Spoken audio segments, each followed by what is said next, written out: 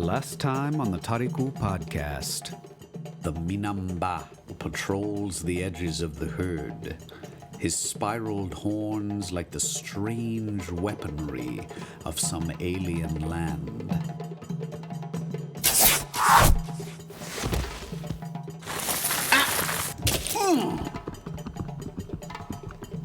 So you mean to make this old man chase you, huh? For a moment, he cannot locate the buck. Then he hears it snort behind him. The two stand face to face that way, regarding one another for a long time. He knows this feeling of looking into the eyes of an animal and seeing someone there staring back. Who are you?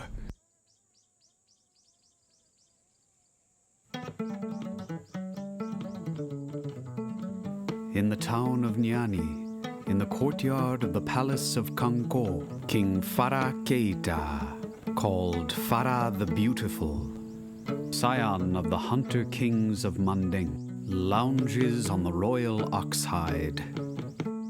The king is clad in fine robes of linen dyed with rich indigo, gold brocade at hems and collar.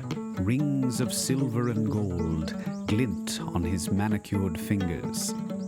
Clasped about each wrist is a wide band of leather sewn with rows of precious cowries. He absently swats at flies with his elephant tail fly whisk. On a low stool beside the oxhide sits Nankoman Doua, the august jeli of the court, his thickly wrinkled brow as sweet and noble as an old bloodhound.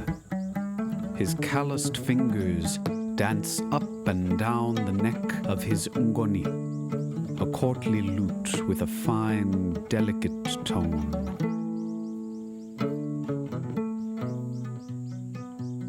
Eyes closed, he nods curtly as he finds his notes, as if each time to say, yes, that's the one. And so is that. And so is that. Doua's 8-year-old son, Fasali, sits at his feet with his own small instrument. His little brow is all knit up with concentration as he tries to emulate his father's playing.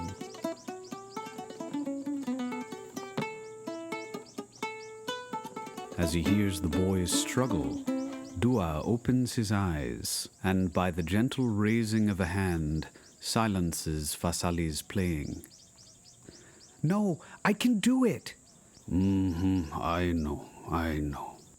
Doua lifts Fasali into his lap so that his nose rests nearly against the neck of his father's instrument. Fasali quickly begins to nod his head excitedly in time with the music.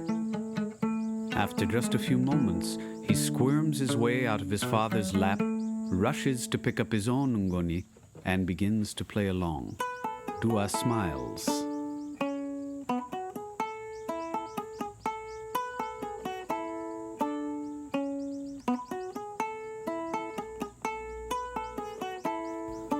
Oh, you have it? No? Fasali, slowly, little by little. Dawn it. You see, you must play only this.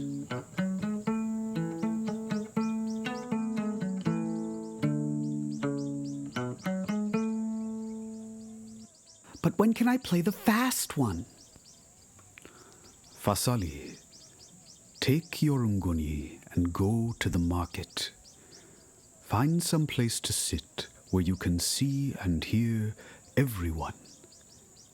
As you practice, watch and listen.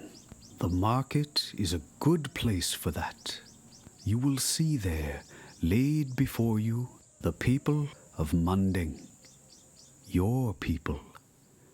As you watch them, day after day, you will come to know their ways. You will come to know the sound of truth and the sound of falsehood. You will come to know all the steps of the strange dance that goes on between men and women, you will come to know all the great works of your people, how the Numu works his iron, and how the Garanke cures his hides. You will see how the Horonnu, our noble patrons, comport themselves. You will see the wise and the foolish, the kind and the cruel. But you, my son, you are a jeli.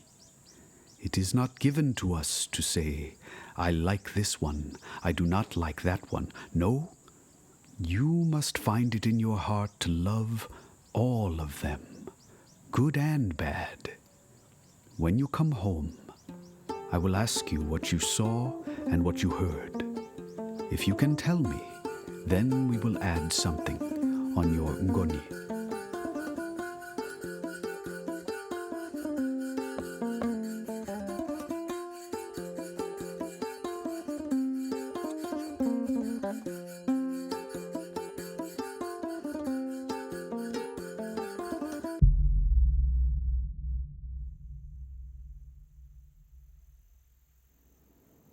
Who are you? In answer, the Minamba only tosses its head and trots off to the north. The hunter is left standing alone on the plain. As the dust of its hooves begins to settle, the hunter shakes himself from his reverie. He sucks his teeth and wipes the sweat from his face. This can only be a jinnah of the bush, a thing from the invisible world that puts on flesh and takes it off like clothing. The hunter unshoulders his bow and quiver, sets them down on the red gold earth, and takes from between them his sasa, his hunter's bag. His is a small purse fashioned from a section of crocodile tail, the double row of scoots, fearsome even in death. He pours into his hand from within 12 shining cowrie shells, their ghostly lips glinting in the sun. He whispers to them, scatters them on the ground before him, and listens as they whisper back.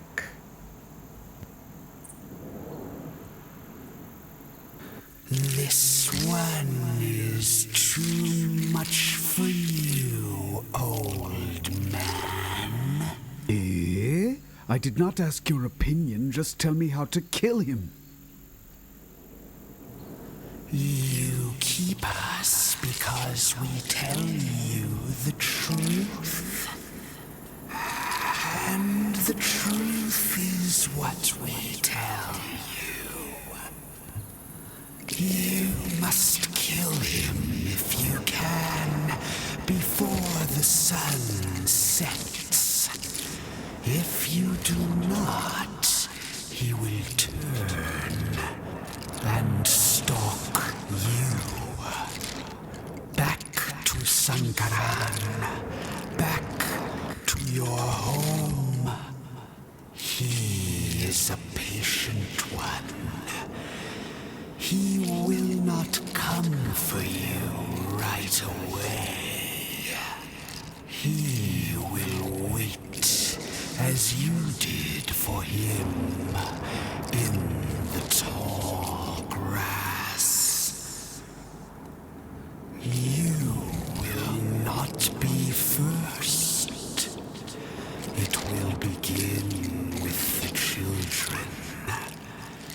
Those spiraled horns will twist their way into their little guts. Enough! Tell me how to kill him. Walk north. Stop at the grove you find there. And? Brush your teeth. Brush my teeth? Your breath is foul. There is a stench when you whisper to us. Kondoloni sanendeme. Talk sense.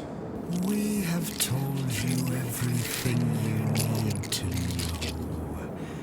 If you are too stupid to understand, that is not our concern. Our pact is fulfilled. Now go.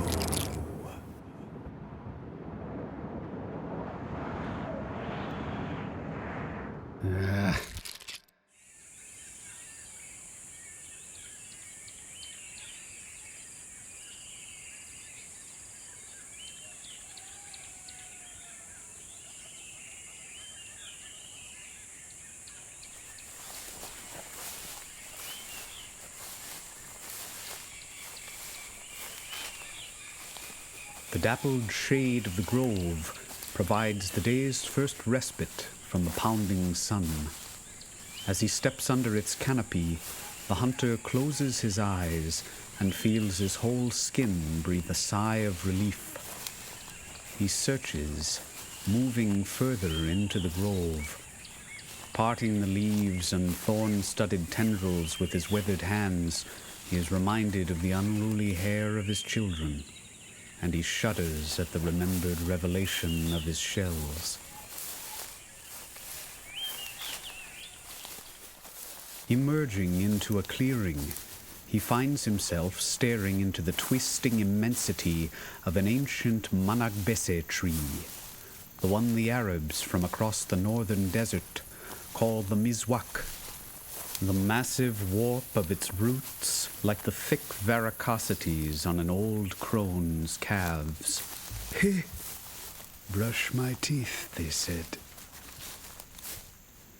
He finds a foothold in one of several deep gouges in the trunk, scabbed over with dark sap like an old wound. He climbs until he reaches a low-hanging branch and snaps off a twig the thickness of his thumb. The way down is always harder. When he was young, he would have leapt the distance easily and landed silent as a panther.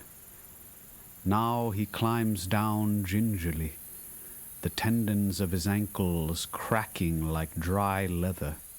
His rusted menisces are worn down to nothing, and bone grinds against bone as he finds the earth again.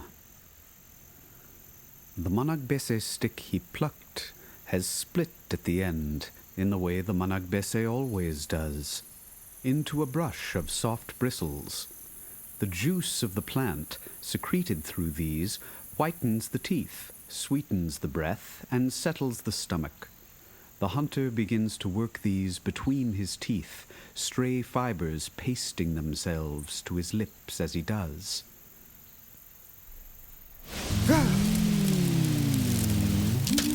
Kisses my finger. What Jinnah is this now? My name is the smell of rain-soaked branches. Humans never pronounce it correctly. Please don't try.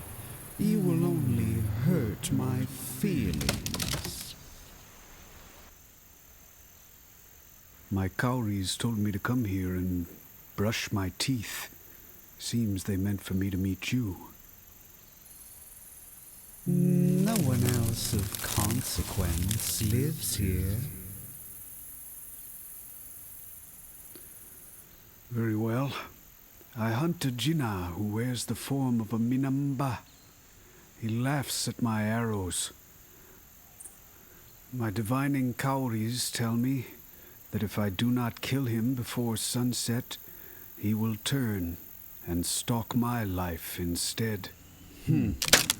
That one. I know him too well. You are right not to trust him, Hunter, for he is treacherous. We were lovers for a time, you know. He used to come to my grove with the rains, wearing his fine Minamba robes. to take shelter beneath my canopy. I fell for that rich, tanned hide of his, those handsome little stripes and those magnificent horns.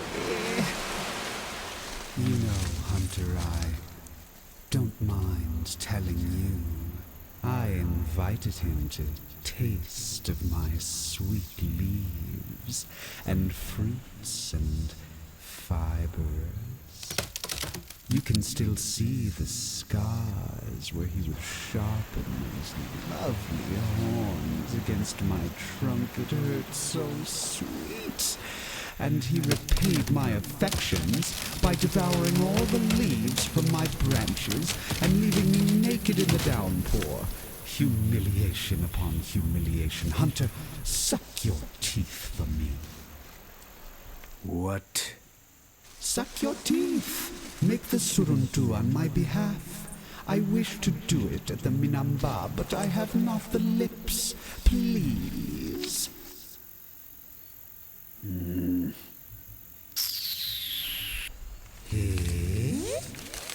I can see why humans like to do that.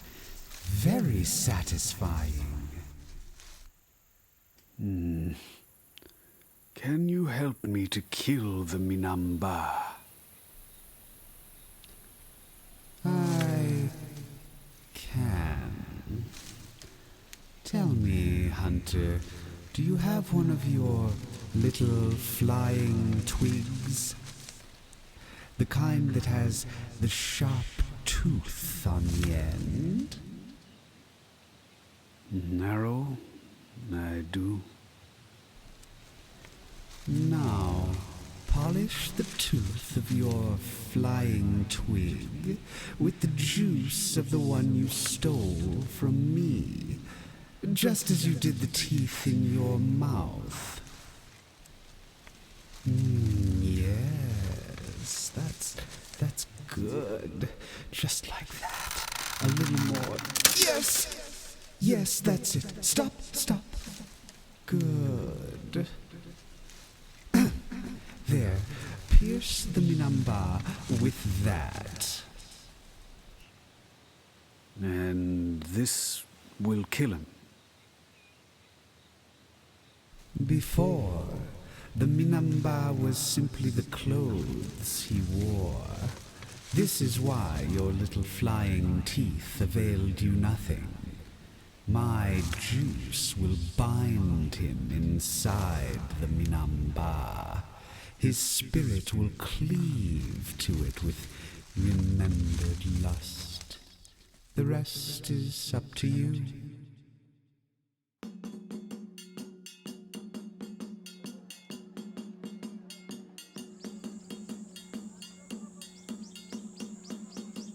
The Minamba laps delicately from a narrow stream.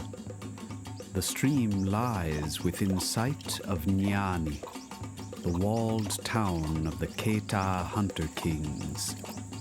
It is market day, and the din of sound and riot of smells carries far from the town in every direction. A normal animal would never settle itself so close to that. The hunter can make out the shapes of his arrows still jutting stiffly from it, rising and falling with its breath. Belly down in the grass again like a snake, he has gotten close enough to smell the thing. Dried sweat and musk whipped on its fur. He readies the arrow with the wet managbese fibers still plastered to its head, knocking it to the string so slowly as not to disturb a single blade of grass. The Minamba's ear twitches. He stops drinking, but does not lift his head. The hunter's breath catches in his throat. Then he hears the rhythmic slurps again.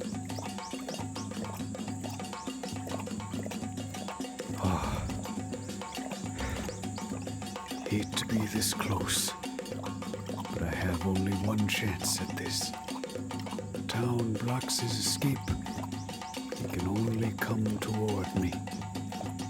I must be ready for a charge. The hunter raises himself up onto his elbows. He dares not rise, even to a crouch this close. His shoulders grind in their sockets as he draws the bow back. The joints of his fingers burn, and he has to fight to hold the arrow steady. So, your hand is shaking. So what? Don't fight it. Just find the pattern in it and...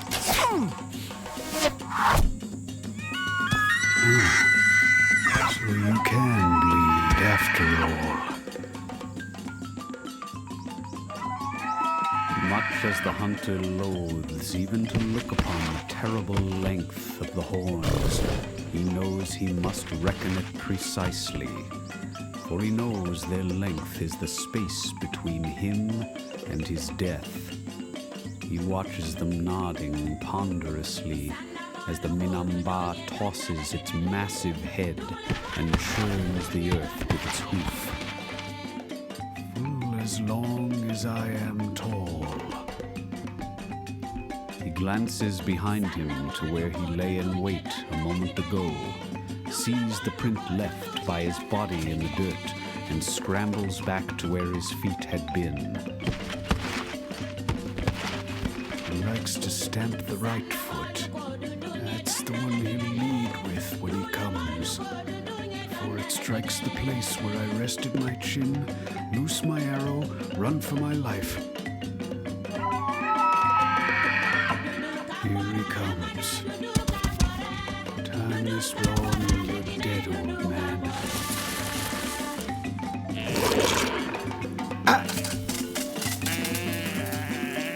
The arrow wounds from before, gushing black blood. And that means the poison.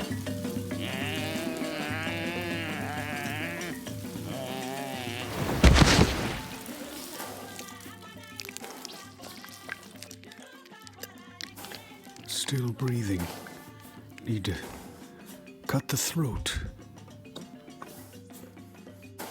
Don Soba, Master Hunter, I salute you. Dankoroba, old lone beast, I salute you as well. I know this juice that coats your barb, the one that traps me in this stinking flesh. Yes, you do. The Managbese of the grove greets you. Ha! That bitch. Tell me, what is your name, Don Soba? You are not my first kill, Minamba. Even my greenest apprentices know never to tell a Jinnah their names.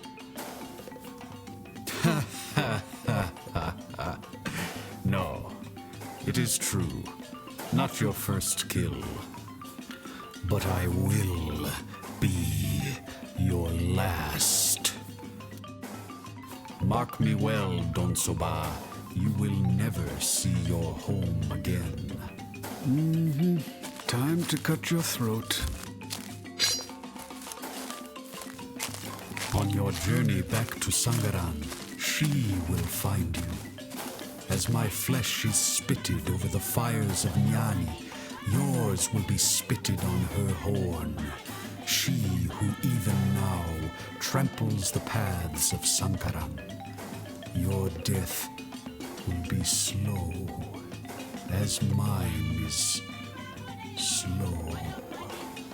You will curse the taut sinews of your belly, toughened over all those years of Donsoya.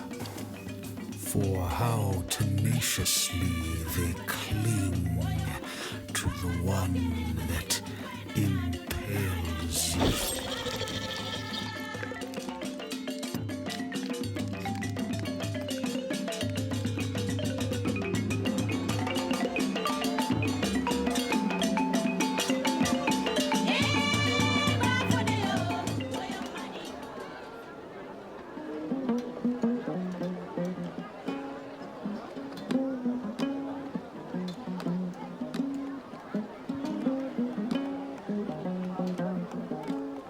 Fasali sits alone, with his back against a low wall. Bony little knees drawn up to his chest, he cradles the ngoni between his belly and his thighs, and does as he was told. The smell of the market is a pandemonium of spices, of raw meat and meat being grilled on skewers, and fresh-caught fish and curing hides and manure, all beset with the inescapable hordes of flies. Women carry impossibly large pyramids of fruit and fresh-dyed cloth and pottery atop their colorfully wrapped heads. The cries of the merchants echo off the mud brick of the town's high walls. From the minaret of the newly built mosque, the clear, silvery voice of the muezzin calls the faithful to prayer. Against another low wall, opposite Fasali, a group of Garankelu, members of the caste of leather workers, sit against a long wall at their work. Their long legs outstretched, their nimble fingers navigate a complicated tangle of brightly colored threads. So skillfully have the Garankelu prepared their hides that the leathers are rendered supple as silk. They spread them easily across wooden cutting boards on their laps and cut them to order with little curved knives. These protrude from their ulnar fists like the delicate talons of raptors. One of them places the horn of a bull onto a thick sheet of dark leather. He traces the circumference of its base with his knife. His kinsman, just arriving at work, greets him. "Hey, that is fine work. You are a Silla." "Marhaba, you also are a Silla." "Bah, that will be the hat for that young hunter who came by the other day, huh?" "Oh, he said he plans to try his luck against that buffalo in Sangara. He wanted something for protection." Muttering incantations under his breath, the Garanke dips his fingers into an earthenware pot by his side, removes them wet with blood, and begins to paint the horn with this. "Hey, Red Rooster's blood? You are not playing." Ah, those who take the road to Sangaran today need all the help they can get.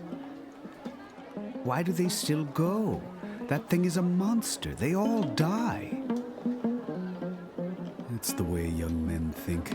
What happens to others will never happen to them. Put the sanin in my hand.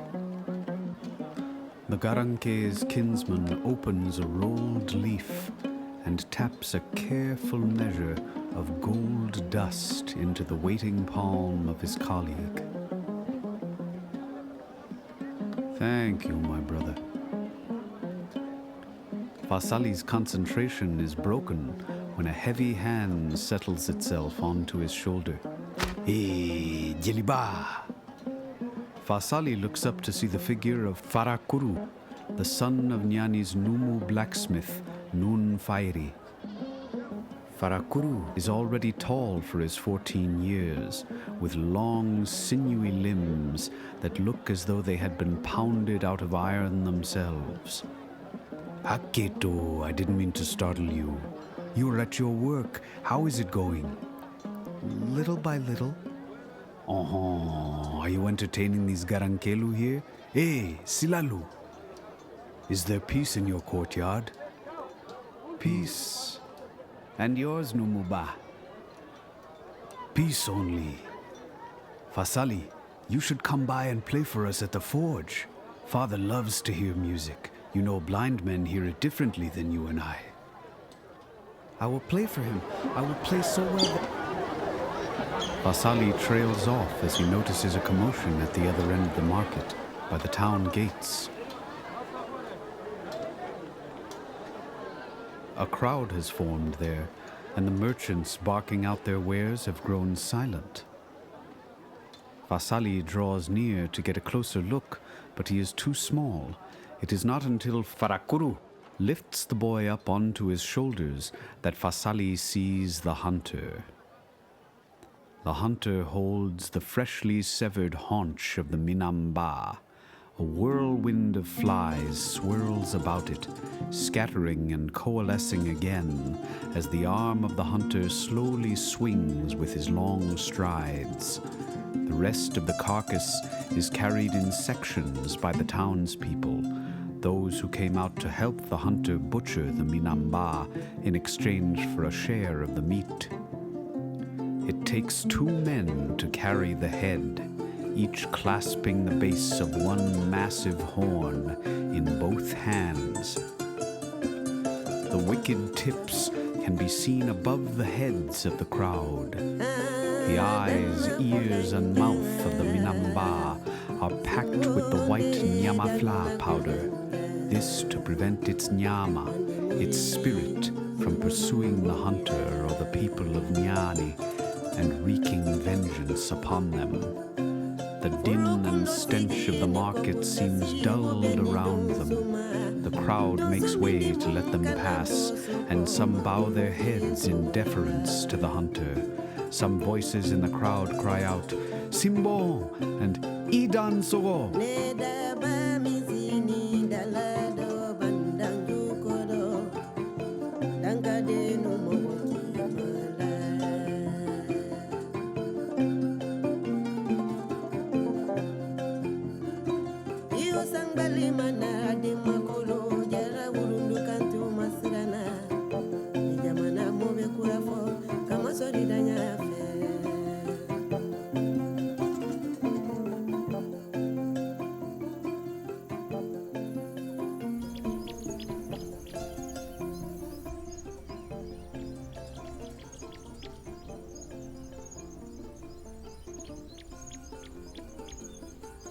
The immaculate toe of King Fara the Beautiful traces lazy circles in the air in time with Doua's music.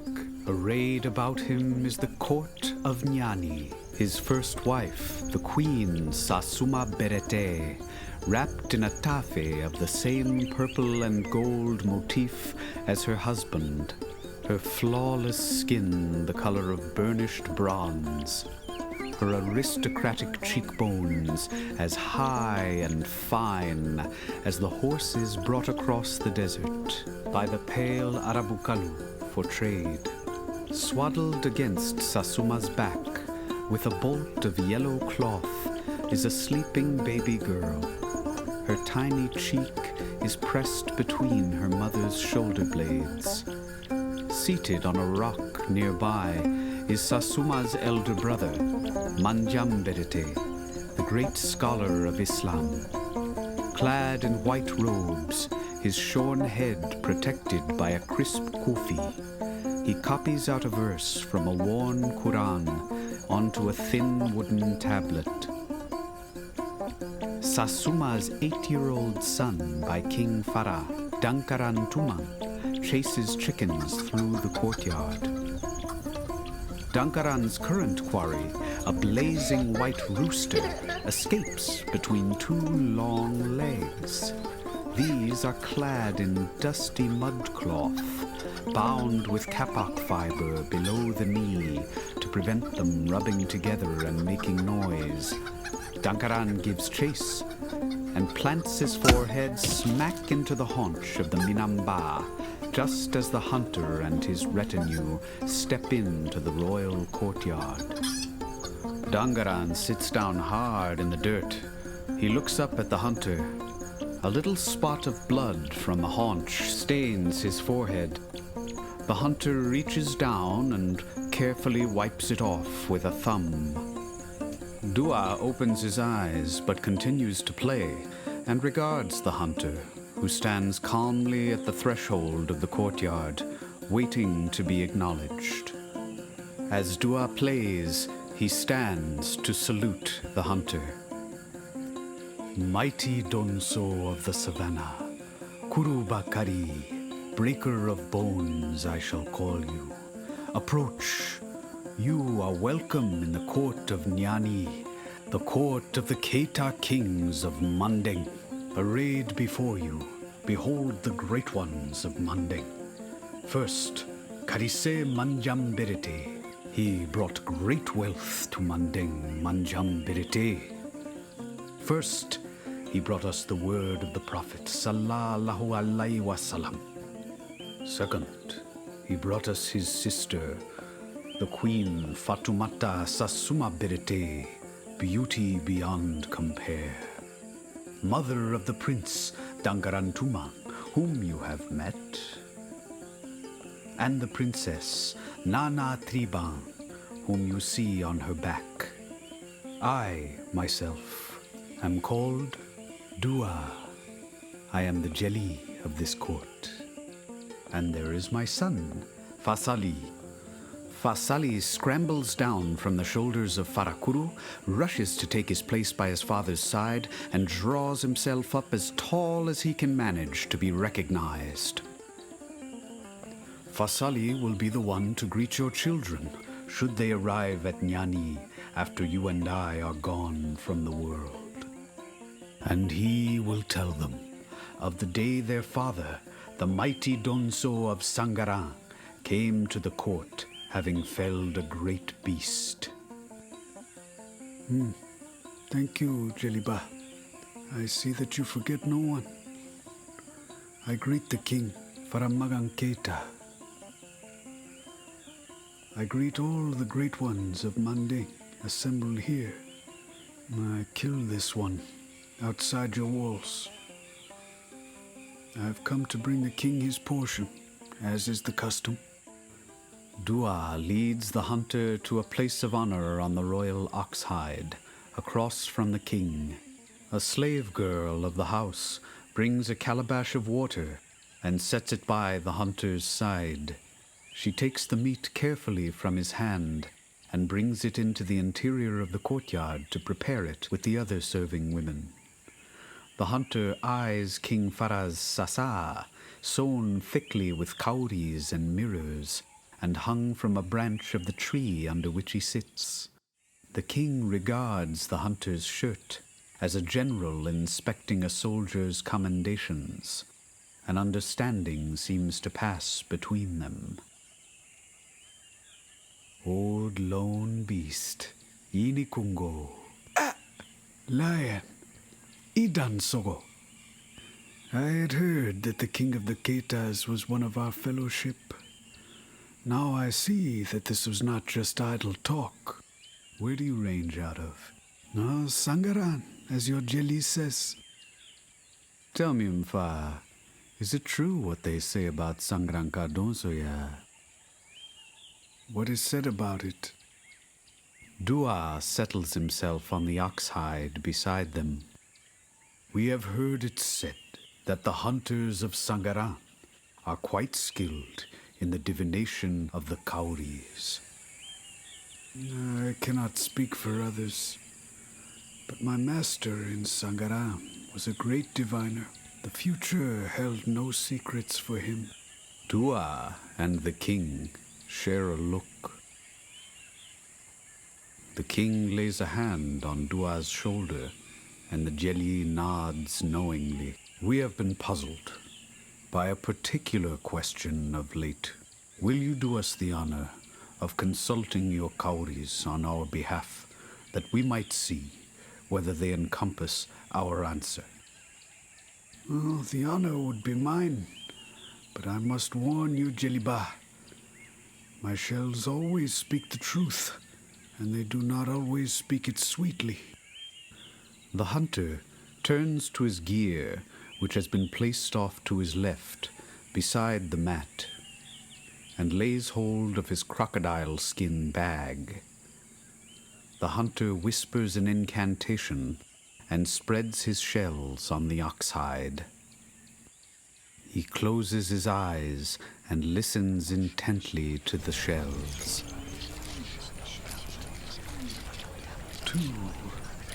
To what? To hunters? No, a hunter and a jeli, but they are both hunters. Eh? Make up your mind. Talk sense. I can't. What is it? My king, as to your question, your heir is not yet born. The Queen Sasuma shoots the hunter a dark look as he says this. 2 hunters, brothers, will arrive in your courtyard, where we are sitting even now. They will bring with them a woman.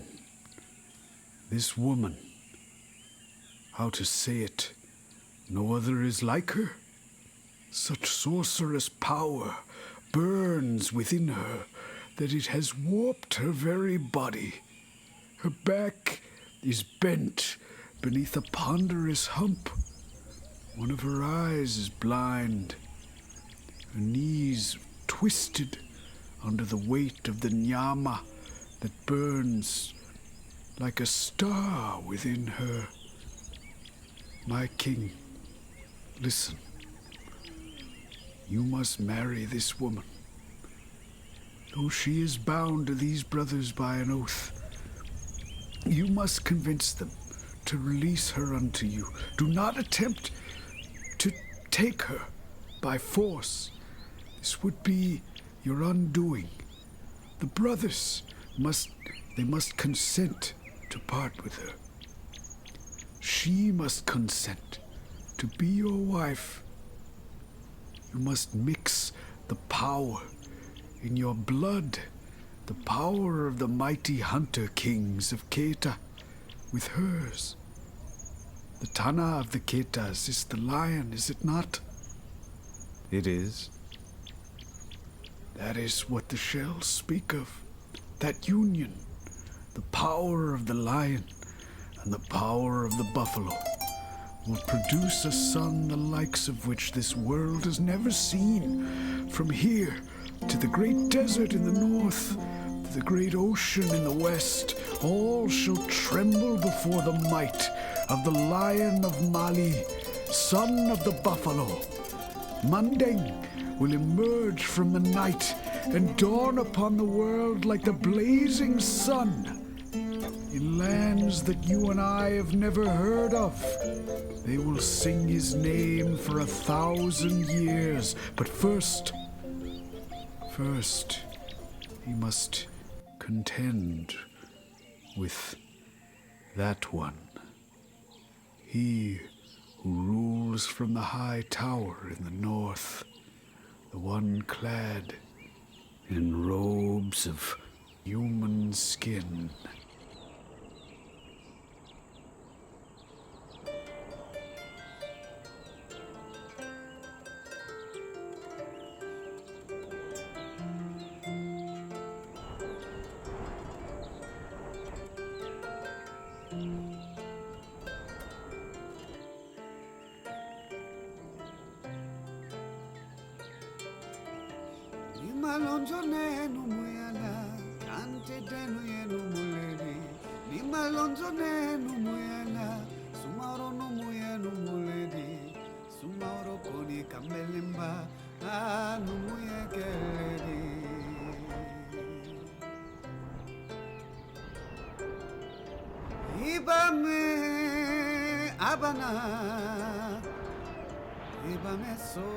Alunike, thank you all so much for listening. I hope you've been enjoying the story so far. If you have, you can show your appreciation by sharing it with a friend, on social media, and by hitting like and subscribe. You can leave us a review on iTunes or wherever you happen to download your podcasts. These episodes will be coming out on a monthly basis, and I'm looking at releasing some documentary-style episodes between those. Be sure to check out our YouTube channel. A special video edition of our premiere episode is up now, featuring breathtaking photos from Manden. Many of these were donated by Stephen and Cathi House from their beautiful book, Villages of West Africa. Thank you so much, Stephen and Cathi. Special thanks are also due to Scott Slater, who's been an incredible editor throughout this process. Thank you Inwali and Inike also to Sam Dickey, Edouard Chaize Diabate, Fodè Bangoura, and Mange Sila, whose music was featured on this episode. I want to also thank some of my teachers who performed on those tracks. That wonderful singer you heard between the market and the palace was Bebe Kamara, and Yakuba Sissoko, my kora teacher, played on that same track. You can find links to all of them in the show notes. Finally, thank you as always to Nfa, Alaj, Jeli Mamadi Kouyate, and to all of the Manden Kalu. Ko barika, ala manege kendea di daluma. May God give you all iron health. Sumaoro kante ki bambila silalima kani mona manamo kana ben silala. Afura kante ni fanamao. Kukuba bantamba nyani ni kambasiga.